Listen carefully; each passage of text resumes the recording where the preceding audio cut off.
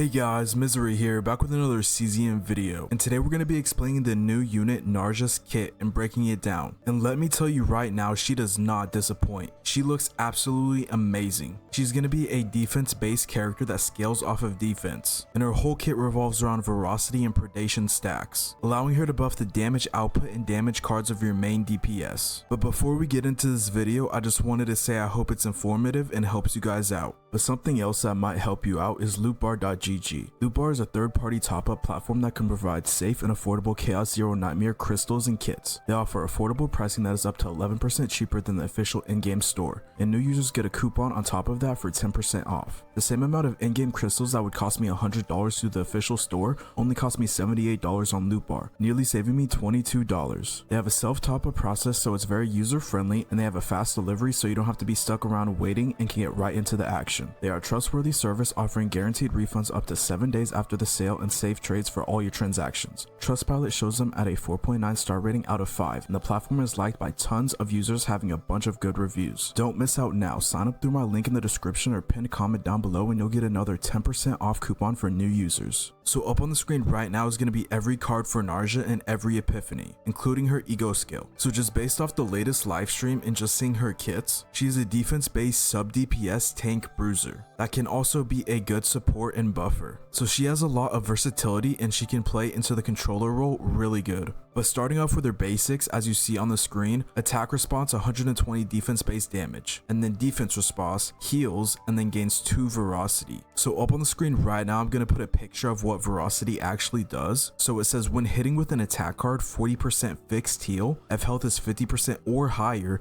plus 30% damage amount dealt by attack cards. And when the effect is activated, it decreases the stack by 1. Something that is huge and not mentioned about the stack is that it applies to every attack card in your hand. So it doesn't have to be Narja's attack cards. It can be like someone like Serennial's, and it's gonna buff her even stronger than before she already was. So she's gonna be insane with Narja. Serennial, that is. And then her next card, Shackles of Hunger. 36% defense based damage times 3, and it has the attunement effect that gives 4 Voracity. So what attunement does is that when you draw this card in the beginning of a turn, when you draw 5 at the new hand, this effect activates. So if you end a turn and draw 5 your next turn, and you draw this card, it's going to give 4 Voracity. And then onto her next card, Bottomless Hunger. The next 2 times Voracity is activated, decrease cost of 1 random card in hand by 1 for 1 turn. So this is going to be a really good support card, especially on the Epiphanies, because this is going to make your decks a lot more AP friendly and reduce the cost for a lot of your cards, saving you a ton of AP.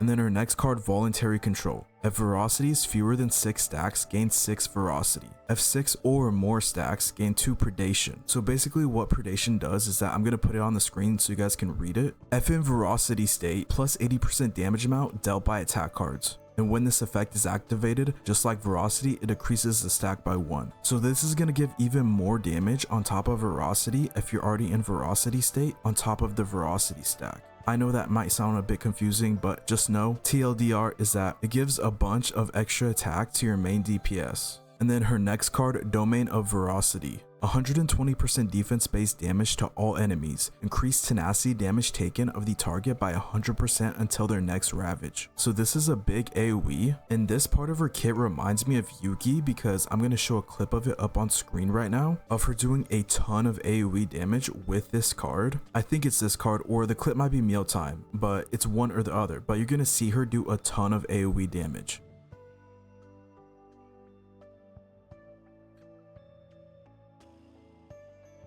But yeah, this card also increases the tenacity damage taken, so this is going to pair well with Serennial because you want to be ravaging units a ton with Serennial, and they're both instinct. But if you're going up against instinct enemies, you shouldn't have a problem breaking the tenacity, especially with Narja and Serennial. It's probably overkill with Narja, but you know, there's a little bit of synergy there. And then onto her next card, Mealtime. You may be confused because this is 6 costs, but if you read the description, it says if Voracity is decreased, decrease cost by 1. So you just need to use attack cards to decrease the cost of this card basically. because your Voracity stacks, they decrease when you use attack card because the Voracity is giving extra damage to that attack card you're using and then it's going away after. But this card also has retain, and if you read the next line, it says it gives plus 30% heal amount, max 10 stacks until used. So if you retain this for a bunch of turns, it's going to heal more the longer you hold it. And then it also does 192% defense based damage to all enemies, healing even more under that it says, and then 4 predation.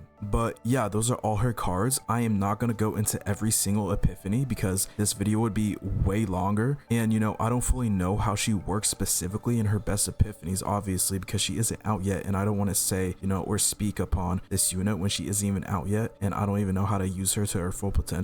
But you can read on the screen for yourself if you want to take a look at the Epiphanies, because there's a bunch, and yeah, it's just going to be easier for you to read them than me go in depth and try to explain everyone. But yeah, you can just pause the video if you need to and read everyone. They should have been up on screen for a while now. But yeah, next we have her ego skill called Predator's Hunting Method. So what this ego skill does is that it gives you 10 Voracity, which is just a bunch of Voracity. It's going to do 250% defense based damage. I think this is single target. I don't think this is AoE. Yeah, if Mealtime is in graveyard, you get an extra 5 Predation. And Mealtime is a 6 cost card that decreases the cost every time you use a Voracity stack. So ideally you want to use Mealtime before using your ego skill. And yeah, that's the ego skill. One of the upcoming ego manifestations, aka the dupes of her, changes her ego skill. So we'll talk about that later on. So our first major potential node is that it adds 2 Voracity to NA defense response, which is her basic that heals. And just like every other unit, I imagine we're going to want to be getting rid of all the units basics. So I don't think this is too important, but maybe you farm a deck and leave a defense response in and it's just extra Voracity, who knows. And then onto her next major potential node, plus 5% heal amount to Narja's NA defense response,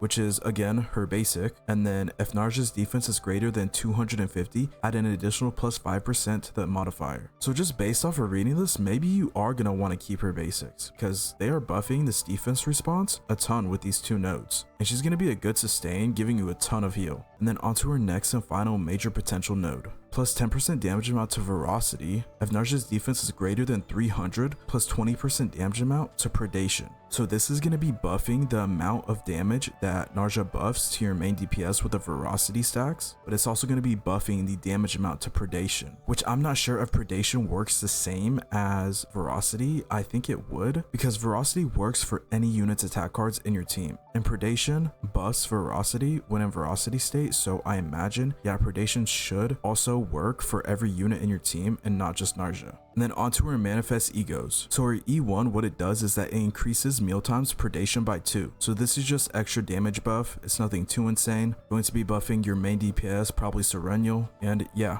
her E2, this one could be really insane. So when Voracity decreases, has a 25% chance to gain 1 Voracity. That might not sound like a huge chance or that good, but to be able to use Voracity without it consuming, that is going to be insane, because over time that's going to be more damage and you're going to have more Voracity stacks, which means if you're spamming somebody like Serennial's cards, you're going to be going through those Voracity stacks pretty fast. So if you're able to get the Voracity stack effect without consuming it, it's just going to set it up for the long term and make it easier down the line to maintain those stacks and always have that buff up, that permanent damage buff up, and it's just going to be really valuable. Will this be needed? I don't think so, but this sounds pretty nice to have. And then onto her E3, increases Predator's hunting methods predation gained if Mealtime is in graveyard by 3. So originally I think you got 5 predation on your ego skill if Mealtime was in the graveyard, but that should be getting increased to 8 now if Mealtime is in graveyard and then you use your ego skill when it's in graveyard. It's a bit more damage buff, nothing too insane, not even any more damage on the ego skill itself because it does like 250% defense based damage, I think. But yeah, and then onto her E4, plus 30% damage amount to Predation, which is, like I said, going to be more damage buffing for your main DPS. So she's going to be an insane damage buffer, giving you so much damage buffing to your main DPS that you're just probably going to clear content like with ease. We are already clearing everything with ease with Serennial by herself without Narja. Narja's gonna buff Serennial even more.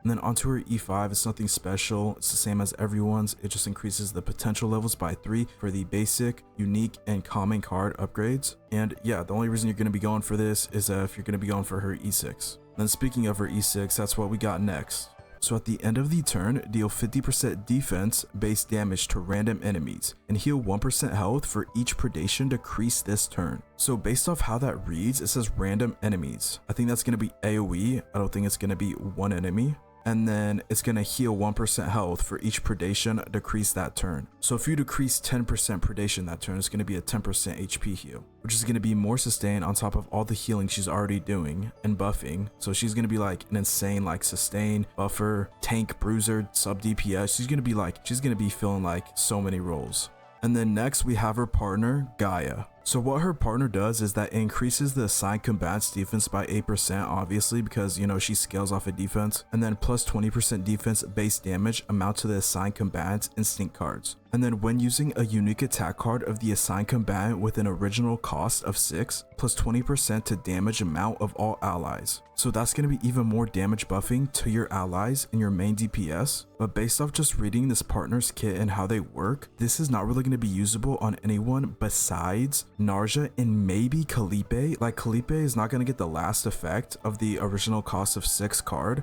but you know, like the first effect and like the first half of the partner could work on Calipe, but you know, this isn't really going to be ideal on Calipe even then. So yeah, this is mainly going to be just for Narja, unlike, you know, Serenio's partner Peko. It can actually be used on like, you know, someone like Renoa or Luke, because that one is pretty universal. I don't really like how, you know, like they make the partner specifically just for the one unit. Like I get where they're coming from. You're spending 70 pulls on a partner that you're only going to use on one character. Like, yes, you want to cater the partner towards the unit that you're shilling and the new unit that just got released. But down the line in the future, like most likely these specific unit partners are not going to be usable and are going to be just a waste of summons and an investment. But yeah, that's just my take on it. And then the ego skill of the partner, Ice Worm's Roar, 60% defense base damage times 4, and then draw one of this unit's attack cards. So that's going to attack random enemies. It's not going to be on one unit unless it's, you know, like a boss and there's only one unit left. But if there's like 4 enemies, it's going to be randomly dealt amongst those 4 enemies. And then you get to draw one of Narja's attack cards. And then lastly, we have Narja's level 10 affinity background for all you waifu simps out there, because, you know, I know most of y'all play this game for these women, bro. Like me personally, I couldn't care less about the women in this game. I'm not like much of like a waifu fan. I play the game because I enjoy it, you know. Like heck, Kayron is my favorite and he's a guy, so like I couldn't care less about like the waifus. But that's just me. I know everyone's going crazy over Serenio's background, over Nine's background. But yeah, that's her level 10 affinity background if you wanted to get it. Up on the screen right now, I'm just going to show a few clips of Narja doing her thing so you can see her animations and what she's capable of. So I'll let you guys watch those.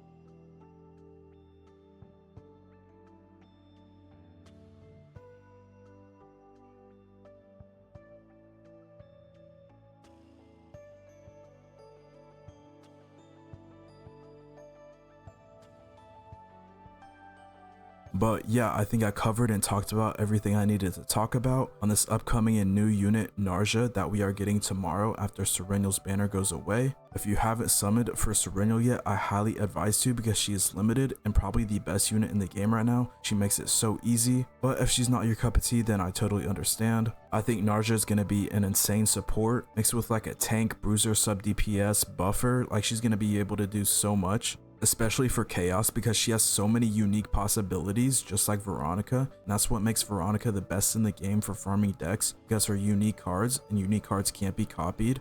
So in the copy encounters, it gives a higher percentage chance on the cards that you want to get copied when you run someone like Veronica. And Narja has like 4 different unique Epiphany options. She's going to be really good for farming decks. That'll be the video. I hope you guys enjoyed. I hope it was informative. If it was, make sure to like, comment, and subscribe. Comment down below what you want to see next, or if you want me to do any specific videos. And until then, take care, peace, be safe, and until the next one.